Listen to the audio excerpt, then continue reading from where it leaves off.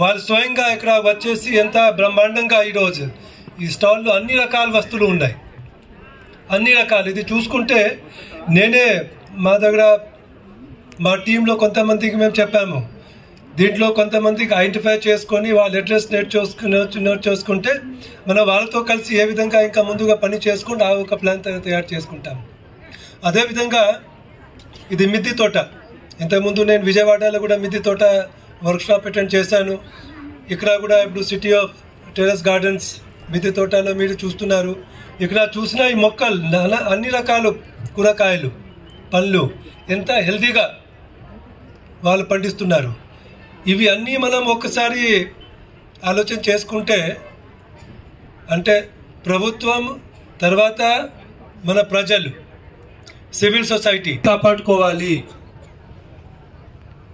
మన వ్యవసాయం ఏ విధంగా చేసుకుంటే మన వ్యవసాయం సస్టైనబుల్గా ఉంటుంది అంటే మన నికర ఆదాయం పెరుగుకుంటాం. అది ఒకటే కాకుండా మన ఆరోగ్యం కూడా ఈరోజు మనం అందరూ చూసుకుంటున్నాము. మీరు పత్రికలు న్యూస్ పేపర్లు చదువుకునే ఉంటారు. ఈ 2011-2020 ఇది లాస్ట్ డికేడ్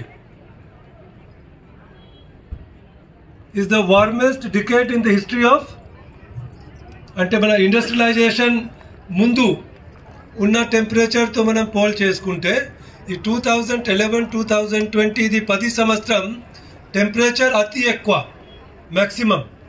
ఇంతకంటే ఎక్కువ టెంపరేచర్ ఇంతకుముందు ఎప్పుడో మనం చూడలేదు.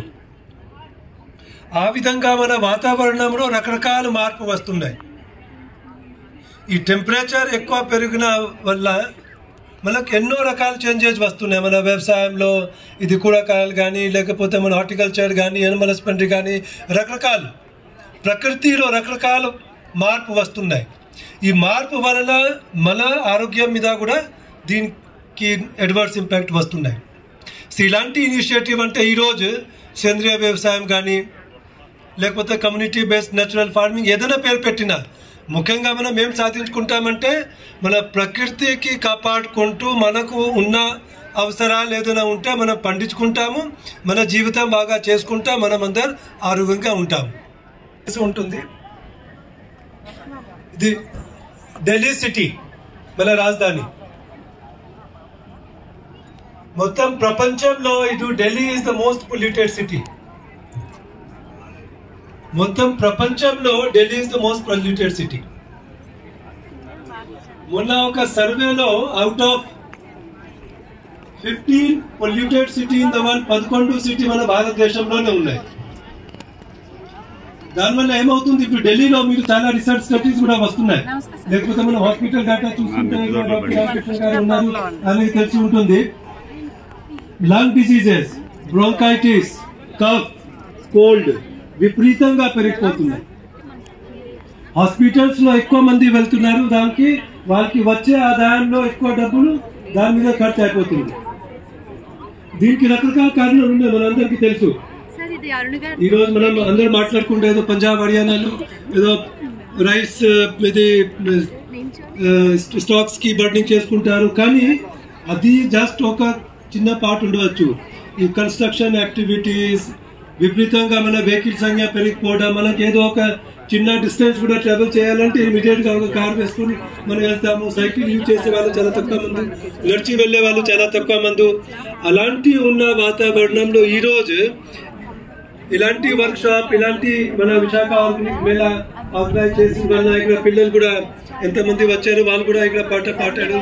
దీంతో మనం అవేర్నెస్ క్రియేట్ చేయకుంటాం. ఎందుకంటే మనకు మా జనరేషన్స్ కి ఇంకా చాలా టైం తక్కువ ఉంది, కానీ ఇప్పుడు రాకాల పిల్లలు ఉన్నారు, వాళ్ళ జనరేషన్స్ కి మనం ఒక మంచి వ్యవస్థ, ఒక మంచి వాతావరణం, ఒక మంచి సిస్టమ్స్ ఏర్పాటు చేసుకున్నాము వాళ్ళకి ఇచ్చినట్టయితే వాళ్ళది ముందుగా తీసుకెళ్తారు. ఈ రోజు నేను చూసాను ఎంతో మంది వాలంటీర్ అంటే వాళ్ళు ఎలాంటి ఏం సెల్ఫ్ ఇంట్రెస్ట్ లేకుండా జస్ట్ సమాజం బాగా చేయాలి, వాతావరణంకి ఏదో మనం పొల్యూషన్ ఫ్రీ లేకపోతే మనం అగ్రికల్చర్ ఏ విధంగా ఇంప్రూవ్ చేసుకుంటాము, వాటి రకరకాలు ఎవరు వాళ్ళు చేసేంత వరకు ఉన్నాయి ఆ రకంగా మనం పని చేసుకుంటాం. అది చూసిన తర్వాత నాకు పర్సనల్ గా చూసుకుంటే ఎంతమంది పని చేస్తున్నారు, వాళ్ళతో కలిసి మేము కూడా ఏదో పని చేసుకుంటే ఏదో కొంతవరకు మనం మార్పు తీసుకురావడం.